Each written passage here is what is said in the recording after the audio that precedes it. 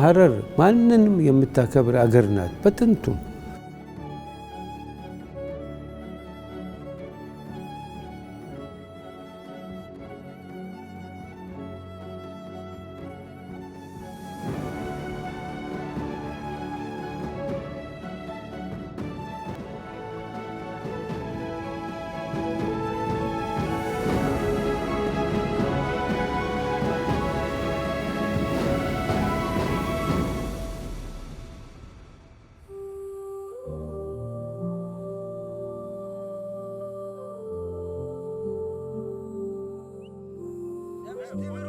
የዱር አራዊቱ ጅብ በምን አይነት ፍቅር ተነድፎ አውሬነቱን ተወ? ሰውስ ምን ተምሮ ፍቅርን ኖረ?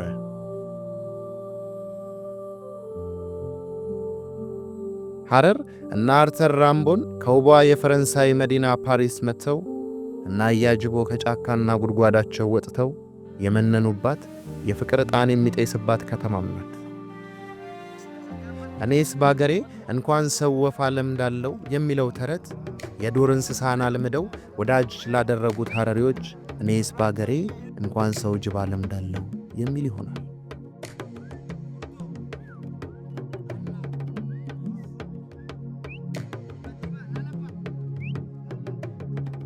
ጅብ እኛ እንኳን ሰው ቆርጦ ከጅብ ጋር እንኖራለን።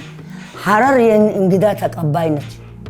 ማንም ዛሬ አንድ እንጀራ ካለ ተካፍሎ የሚበላበት አገር ነች።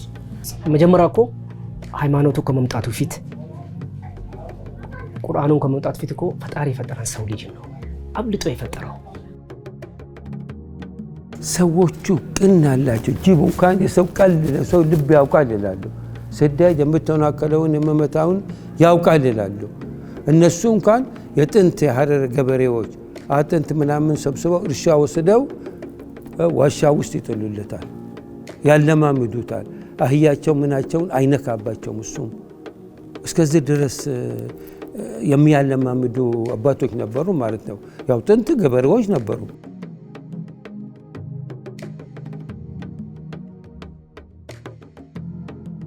አዲስ አበባን ስንሰናበት ከአዋሽ ወዲያ ወደ ፀሐይ መውጫ ስንቀርብ የኑሮ ተመሳስሎሽ ሐረርን ከባህሪዋ ያስተዋውቀን ነበር።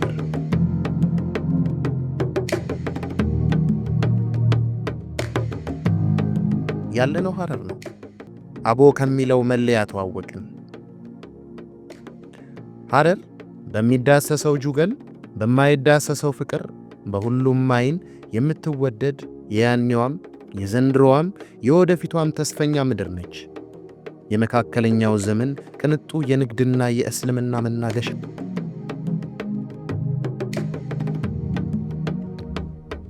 እዚህ የመገኘታችን ምክንያት በከፋፋዮች ትርክት የወየበውን ኢትዮጵያዊነት ከሐረር የፍቅርና የታሪክ ጉድጓድ እየቀዳን ምድሪቱን እናረሰርሳለን። በሃይማኖት ተለያይቶ በሰውነት መፋቀርን እንገልጣለን። በቀለም ተነጣጥሎ በአንድ ጣሪያ መዋሃድን እናጎላለን። ይህ ሁሉ የባለ ብዙ ቀለሙ ሐረር ጌጥ ነው። ሐረር በቋንቋዋ አዋች የምትላቸው የነቢዩን ሐዲስ ከምድር ሐቆች ጋር አቆራኝተው የሚጠበቡ እንደና አባድር ያሉ የእስልምና ምሁራን መድረክና አድባርም ናት። እኔም ያው ከሐስ ትምህርት ቤት ተምራለሁ፣ ጁኒየር ተምራለሁ። አንድም ጊዜ ከሌላ ሃይማኖት ተማሪ ጋር በሃይማኖት ሰበብ የተነካካንበት ጊዜ የለም። እየረዳዳን ነው። አንድ ላይ በአንድ ወንበር ቁጭ ብለን ነው የተማርነው። መምህሮቹም እንደዚሁ ድብልቅ መምህር ናቸው። በብሔርም በሃይማኖትም ሁሉንም እያከበርን ነው ያለነው። በዛ አይነት ያደገ ሕፃን ምን ለሆን ነው እና በአስተዳጋችንም በጥንትም ከአባቶቻችን የወረስነው የጠላትነት መንፈስ አልወረስንም፣ የአንድነት ነው የወረስነው። ስለዚህ አንድነታችን፣ መፈቀራቀራችን፣ የሰው ልጅን እንደ ሰው ልጅ ማክበራችን ኃይላችን ነው፣ ውርሳችን ነው ማለት ነው። ቀበሌ 20 አንድ ግቢ እንደ አንድ ቀበሌ። አስገራሚው መንደር በጁገል ውስጥ አንድ ሀገር በአንድ ትንሽ ጥላ ስር የመኖር ማሳያ፣ ተፈቃቅሮ የመኖርን ጥበብ መናገሪያ። አልহামዱሊላህ 12 ራስ ነው የወለድኩበት። የልጅ አየሁበት። ቀበሌ አያውቀንም፣ ፍርድ ቤት አያውቀንም፣ ጣቢያ አያውቀንም። ግን ምላስና ጥርስ ይጋጫል። እናትና ልጅ ሲጣሉ ጠዋት ይጣላሉ፣ እንጠራቸዋለን፣ ልጆቹን ግርም እናስማማለን። እዚህ የተጣደው ሳይሆን የደረሰው ይበላል ይላሉ።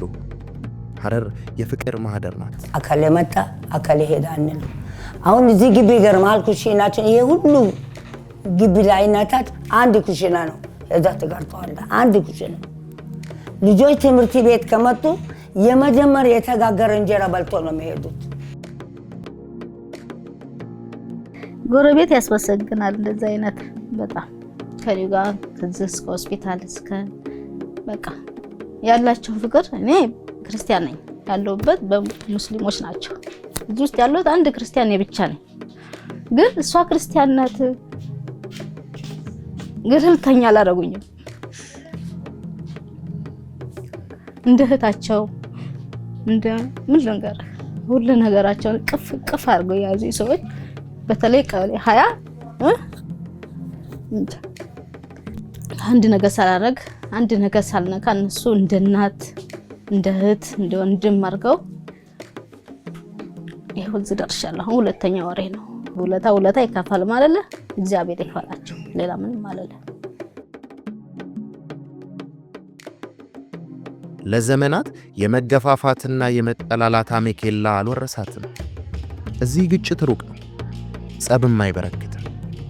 የቁርስ ኩርፊያ ከምሳ ያለ ማለት አሁን ቢጣሉ ሽማግሌ አይገባም፣ ራሳቸው ታረጋሉ። አሁን ለምሳሌ ከሌ ተጣልታለች እኔ እናስታርቅ ምናምን የለም። 2 ሰዓት ላይ ከጣሉ 6 ሰዓት ላይ ወይ 5 ሰዓት ላይ በቃ ቻው አለቀ። ሰላም ነው፣ በቃ እንዳልተነጋገሩ ነገር ነው የሚሆነው እንጂ ሰው ልጅ ይጣላል ማጣላት። ግን እንደዚህ ቄም ምናምን መያያዝ እኔ አላየሁባቸው።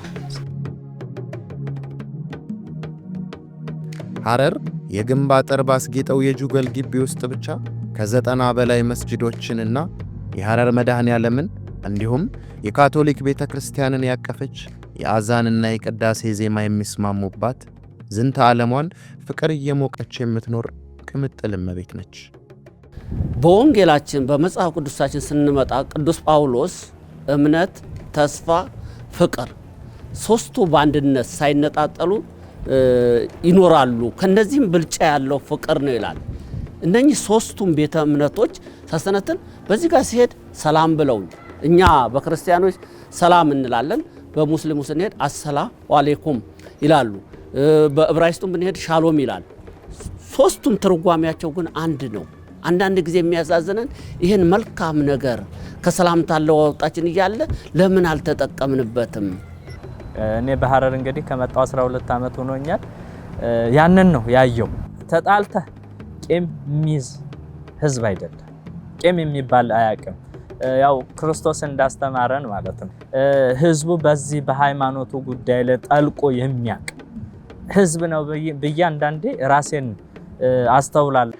ጁገል በታሪክ ሺህ ዓመታት እንደ መስክ ውሃ የፈሰሱላት ከአሚር ሀቦብ እስከ አሚር አብዱላሂ ድረስ ንግስናን የተጎናጸፈች ነዋሪዎች በፍቅር የተነደፉላት ቅድስናንም ቢሆን ከመዲና ቀጥሎ የተላበሰች ሚናራና ጉልላት የተቃቀፉባት ነጭ ጻዕዳ ቀለም ተጎናጽፋ ዓመታትን የኖረች የታሪክና የፍቅር ሙዳይ ነች።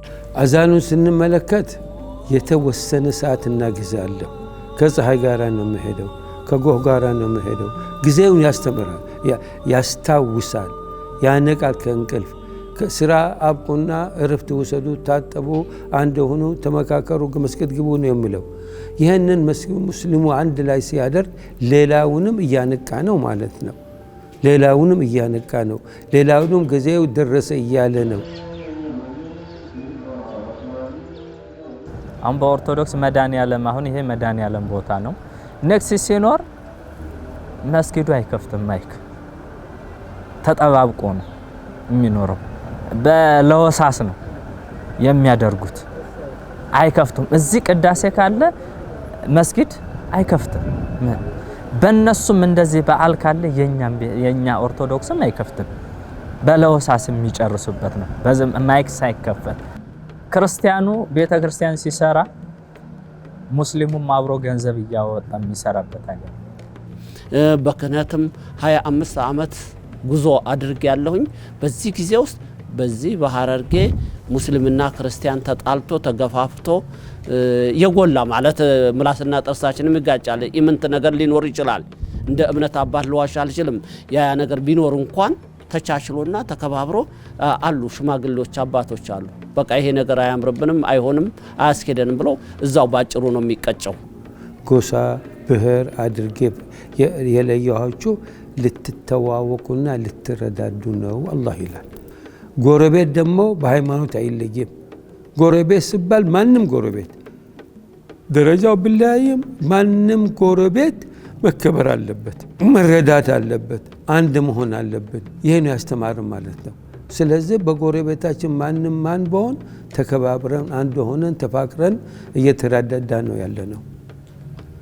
ደግሞ ከአባቶቻችን የወረስነው ውርስ ጠባይ ነው ማለት ነው። እንዴት ለካህኑ አዛን ናፈቃቸው? ያ የእምነት አባት ምን ሆነ? ያ አካባቢ ያ ዛሬ አዛን ያልተደረገበት ምክንያት ምንድነው የሚል ይጨንቀኛል። ሙስሊምም እንደዛ ይጠይቁናል እኮ ዛሬ ምንድነው ቅዳሴ የለም እንደ እናንተ ይላሉ። ምክንያቱም ግልጽ ነው። ሐረር ስሪቷን አልረሳችም። ትደግ ትበልጽግ እንጂ ታሪኳን አልፋቀችም። ልክ እንደ ሐረር በሁሉም ምድር ጸባቂ ሚጣ ሁለንተናዊ ብልጽግና ይውረሰን። የጋራ ታሪካችን ወደ ተስፋችን ይውሰደን። መዋደድ ይውደደን። አንድነታችን ጽኑ መሰረት ላይ ስለመታነጹ ማሳያው ሐረር ነው። ይህ ሁሉ የልዩነታችን አንድነት የአንድነታችን ልዩነት ነው። ኢትዮጵያም ሐረርን፣ ሐረርም ኢትዮጵያን ትመስላለች። ፍቅር ያንበሽብሸን።